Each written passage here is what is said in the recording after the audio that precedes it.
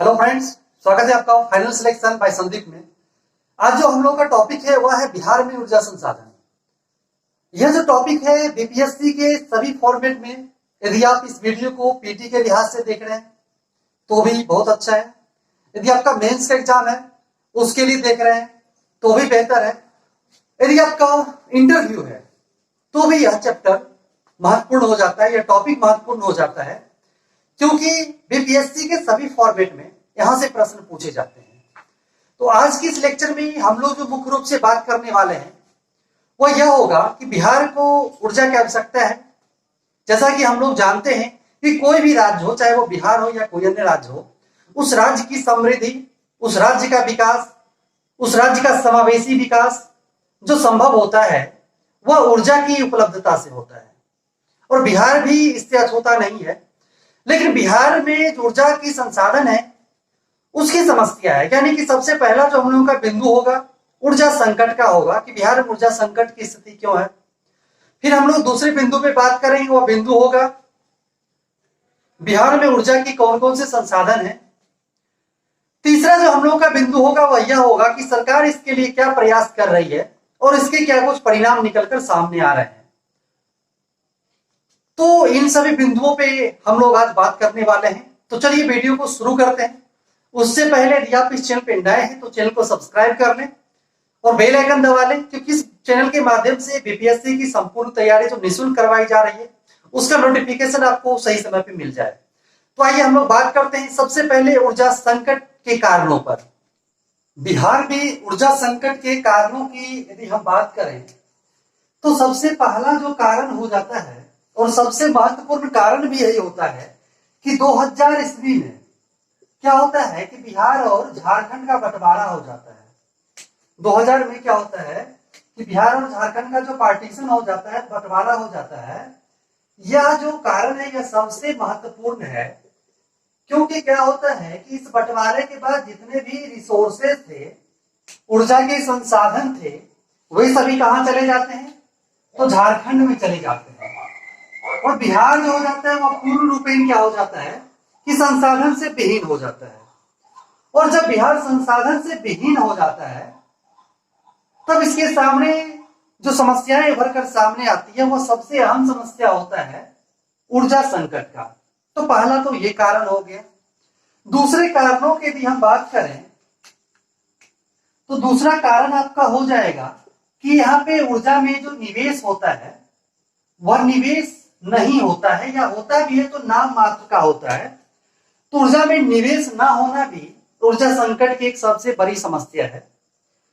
इन सब को पार करते हुए यदि आप और आगे आए तो अब जो अब समस्या आपको दिखेगा वह यह दिखेगा कि जो थोड़ा बहुत बिजली है भी, उस बिजली की क्या हो जाती है, चोरी बहुत होती है।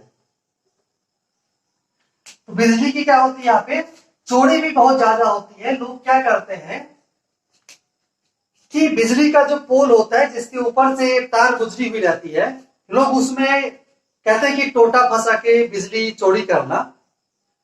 तो ये समस्याएं हैं जिस कारण से ऊर्जा संकट की समस्या है। और एक और सबसे अहम कारण उसको कह सकते हैं कि हमारे पास जो ही संसाधन है उस संसाधनों का उचित प्रबंधन नहीं हो पाना, यानी कि हम लोग जो है सही ढंग से मैनेजमेंट नहीं कर पा रहे हैं, प्रबंधन का अभाव है, जिस कारण से क्या हो रहा है कि बिहार में ऊर्जा संकट की समस्याएं हैं। तो मुख्य रूप से ये सब समस्याएं हैं। इसके अलावा एक और समस्या है जो समस्या महत्वपूर्ण ही हो जाती है। क्यों महत्वपूर्ण हो जाती है वो देख लीजिए। क्योंकि हमारे पास जो भी पावर प्लांट है, जो पावर प्लांट है वह क्या है, पुराने हैं और जर्जर अवस्था में है।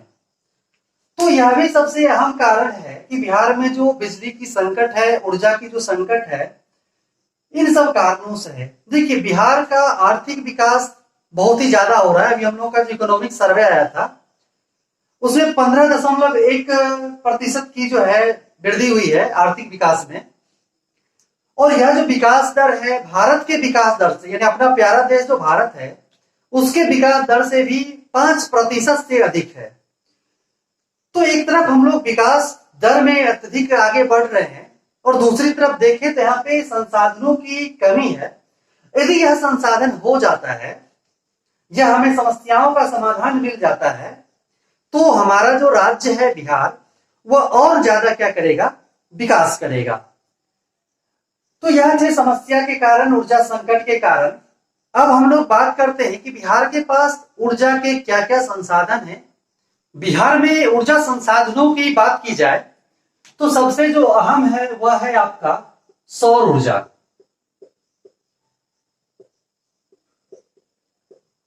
देखिए यह क्यों अहम हो जाता है, क्योंकि बिहार में जो है आप देखें तो कमोबेश 300 दिन, ठीक है, साल के 300 दिनों तक जो है यहाँ पे सूर्य का प्रकाश इसको मिलते रहता है। तो इस लिहाज से सौर ऊर्जा की जो संभावना है यह अत्यधिक है, यानी इस संसाधन का हम क्या कर सकते हैं, अधिक से अधिक उपयोग कर सकते हैं। पहले हम लोग देख लेते हैं कि बिहार में क्या क्या संसाधन है, फिर हम लोग एक एक करके देख लेंगे कि उस संसाधन का उपयोग करने के लिए, उसे अवसर में बदलने के लिए बिहार सरकार के द्वारा कौन कौन से प्रयास किए जाते हैं। तो सबसे पहला हो गया आपका सौर ऊर्जा। दूसरा हम लोग रख सकते हैं वो हो जाएगा आपका पन बिजली। देखिए पन बिजली क्यों होगा, जैसा कि हम लोग जानते हैं कि बिहार में जो है नदियों का एक जाल सा बिछा हुआ है। महानंदा, कोसी, गंडक, सोन, जितने भी हिमालयी नदियां हैं यह तो है ही, इसके अलावा कुछ पठारी नदियों की बात करें तो सोन, पुनपुन, फल्गु, ये सभी भी नदी हैं। तो पूरा बिहार जो है आपका नदियों से घिरा हुआ है और जल की अत्यधिक उपलब्धता है, और इतनी उपलब्धता है कि यह जल बाढ़ का भी कारण हो जाता है, विनाश का भी कारण हो जाता है। तो यदि इसका सदुपयोग किया जाए तो पन बिजली के रूप में क्या कर सकता है कि बिहार इस संसाधन का अत्यधिक उपयोग कर सकता है। और आगे हम बढ़े तो संसाधनों में आप ले सकते हैं जीवाश्म ईंधन, जीवाश्म ऊर्जा। देखिए जीवाश्म ऊर्जा क्यों महत्वपूर्ण हो जाता है बिहार के लिए, क्योंकि बिहार का जो अर्थव्यवस्था है वह पूर्ण रूप में कृषि पे आधारित है। तो जहां की अर्थव्यवस्था ही कृषि पर आधारित हो तो वहां पे जीवाश्म ऊर्जा की संभावना कितनी हो सकती है यह हम लोग सोच सकते हैं और समझ सकते हैं। तो बिहार में जीवाश्म ऊर्जा की अत्यधिक संभावना है। आगे देखेंगे क्या सरकार इसके लिए कर रही है। इसके अलावा एक बात करते हैं कि नया टर्म उभर कर सामने आया है, वह है आपका भूतापीय ऊर्जा। देखिए भूतापीय ऊर्जा क्या है, जियोथर्मल एनर्जी। इसका जो है इस पर एक पावर प्लांट स्थापित हुआ है, हालांकि वो बिहार में नहीं है, छत्तीसगढ़ में हुआ है। और छत्तीसगढ़ के तत्तापानी एक जगह है जहां पे भूतापीय ऊर्जा के लिए एक प्लांट का स्थापना किया गया है। तो बिहार में भूतापीय ऊर्जा की स्थापना हो सकती है। कहां हो सकती है, तो राजगीर में हम लोग जानते हैं कि वहां पे गर्म जल के स्रोत हैं। तो भूतापीय यानी कि जियोथर्मल एनर्जी, तो वहां पे क्या है कि बिहार में भी राजगीर में हो गए जल स्रोत हैं जो कि गर्म जल स्रोत हैं। तो वहां पे क्या हो सकता है कि इस भूतापीय ऊर्जा का जो पावर प्लांट है वो लगाया जा सकता है। आगे और हम लोग बात करें तो आपका हो जाएगा पवन ऊर्जा। देखिए पवन ऊर्जा भी बिहार में एक संसाधन के रूप में है। बिहार के जो पठारीय क्षेत्र हैं जैसे जमुई डिस्ट्रिक्ट का यदि आप नाम ले सकते हैं, और भी जो भी जहानाबाद है, गया में भी है, तो उधर पवन पर्याप्त मात्रा में पहाड़ों पे चलते हैं। तो उस पहाड़ों पे क्या है कि पवन ऊर्जा की प्रबल संभावना है, यानी ये संसाधन है बिहार के पास, बिहार इसका क्या कर सकता है, उपयोग कर सकता है। इसके अलावे जो एक और है संसाधन वह है आपका कचरा। सुन के थोड़ा सा अजीब टाइप का लग रहा होगा, लेकिन आप समझिए कि कचरा का उत्पादन इतना अधिक हो रहा है कि इसका सही ढंग से निपटारा नहीं हो पा रहा है। तो इस निपटारे के लिए जैसे मध्य प्रदेश में वहां पे उसे एनर्जी बनाने के लिए कार्य चल रहा है, तो बिहार में भी इसके लिए काम शुरू होने वाला है, सारा कुछ प्रक्रिया हो चुकी है।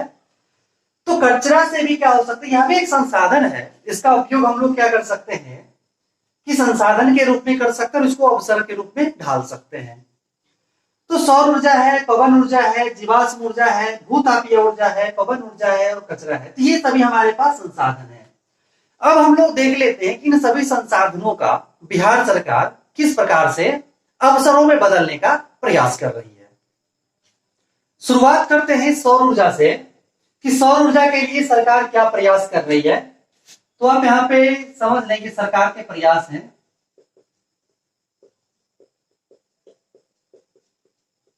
तो सरकार जो प्रयास कर रही है सौर ऊर्जा के लिए, उसके लिए जो सबसे पहला हो जाएगा आपका, वह यह हो जाएगा कि कजरा। कजरा एक जगह का नाम है जो आपका कहां पड़ता है, लखीसराय में है। और एक और जगह है आपका पीरपैंती। पीरपैंती आपका भागलपुर में पड़ता है। अब ये याद रखें कि कजरा लखीसराय में और पीरपैंती भागलपुर में है। देखिए यहाँ पे सौर ऊर्जा के लिए क्या किया गया है कि 250 मेगावाट का यहाँ पे क्या किया गया है कि सोलर पावर प्लांट की स्थापना की गई है कजरा और पीरपैंती में। इससे आगे बढ़े तो आपका पश्चिम चंपारण में, कहां पर, पश्चिम चंपारण में जो है, पश्चिम चंपारण में आपका जगह का नाम है रधिया दोन।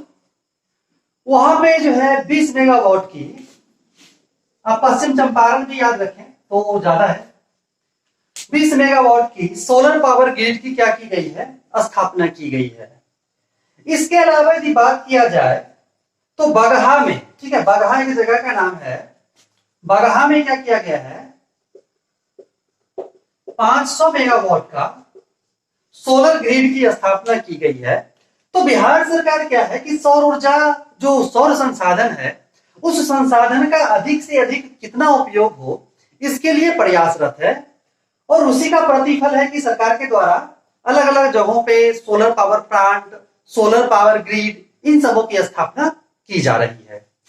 पनबिजली की यदि बात की जाए तो पनबिजली में प्रारंभ से ही कोसी पर, कोसी नदी जो है उस पर आपका सोन हो गया और गंडक, इन तीनों नदियों पे परियोजना पहले से ही चल रही है। अभी बिहार सरकार के जो प्रयास, हालिया प्रयास हैं, हम लोग उस प्रयास को देख लेते हैं हाल में क्या कर रही है। तो हालिया प्रयास जो है बिहार सरकार का, वो यह हुआ है कि आपका जो पश्चिम चंपारण है, पश्चिम चंपारण में आपका एक जगह पड़ता है मथौली, ठीक है। तो इस मथौली में क्या किया गया है कि मथौली में मथौली नहर है, मथौली में क्या है कि मथौली नहर है, जिस नहर पर पनबिजली की स्थापना की गई है। तो बिहार सरकार जो है प्रयासरत है। पवन ऊर्जा के लिए जो बिहार सरकार कर रही है वो यह कर रही है कि कंपनी है जिसका नाम है solar energy corporation limited, corporation limited. इसके साथ बिहार सरकार ने करार किया है, समझौता किया है। और यह कितना बिजली का उत्पादन करेगी, तो 300 मेगावाट। बिहार में 300 मेगावाट बिजली का उत्पादन करने के लिए बिहार सरकार solar energy corporation of India limited के साथ क्या किया है, कॉर्पोरेशन इंडिया लिमिटेड हो जाएगा, इसके साथ 300 मेगावाट बिजली के उत्पादन के लिए करार किया है। इसके अलावा हम लोग देख लेते हैं कचरा से, कचरा से किस तरह से बिजली का उत्पादन करेगा, उसके लिए किसके साथ क्या किया गया है। तो कचरा से विद्युत उत्पादन के लिए क्या किया गया है कि एक कंपनी है एजी डॉटर्स, एजी डॉटर्स वेस्ट मैनेजमेंट कॉर्पोरेशन, इसके साथ एक करार किया है। और यह स्थापित कहां पे होगा यह प्लांट, तो यह प्लांट जो आपका स्थापित होगा वह होगा पटना गया रोड में, पटना गया रोड में इसकी स्थापना की जाएगी। और इसके माध्यम से कचरा जो उत्पादित होते हैं उस कचरा का क्या होगा कि एनर्जी में कन्वर्ट किया जाएगा और ऊर्जा संसाधन का जो एक स्वरूप यह है कचरा, तो इसका क्या किया जाए, अधिक से अधिक दोहन किया जाएगा। अब हम लोग बात कर लेते हैं जीवाश्म ऊर्जा की। तो जीवाश्म ऊर्जा के लिए बिहार सरकार क्या कर रही है, तो इसके लिए जो सरकार ने कदम उठाया है वह यह है कि एक कंपनी है जिसका कि नाम है citizen care biofuel. Citizen care biofuel limited इसको बोल सकते हैं, इसी तरह से नाम है। और इसके माध्यम से क्या किया जाएगा कि जीवाश्म ऊर्जा जो है उत्पादित किया जाएगा। इसके साथ जो है बिहार सरकार ने एक समझौता किया है, जिसके तहत जो है बिहार में जीवाश्म ऊर्जा की जो उपलब्धता है वह यह सुनिश्चित करेगी, और इसके साथ साथ जो बायोडीजल का भी यह क्या करेगी, उत्पादन करेगी।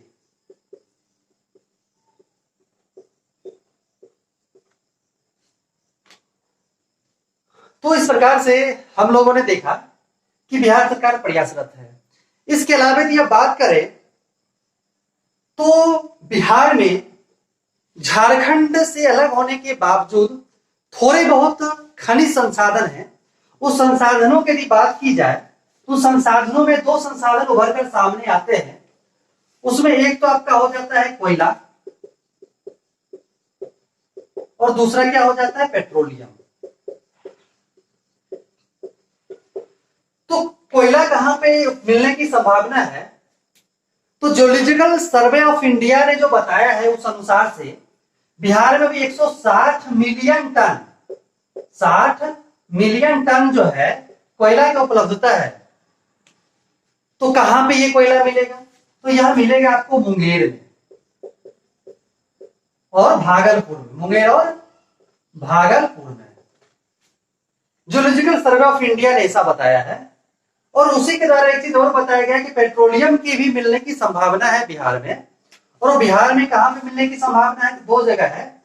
एक तो है आपका कटिहार, और दूसरा जो जगह है वह कहां है, पूर्णिया।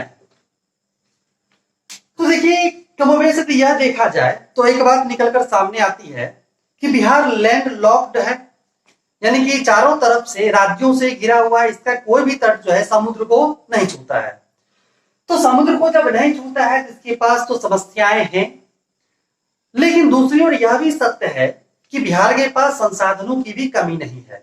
नवीकरणीय संसाधन के रूप में जो हमारे पास संसाधन है, उस संसाधन का जो सरकार दोहन करने के लिए जो प्रयासरत है, तो इसे और क्या करना है कि इसमें जो भी योजनाएं चलाई जा रही है उस योजनाओं को और गति प्रदान करने की आवश्यकता है।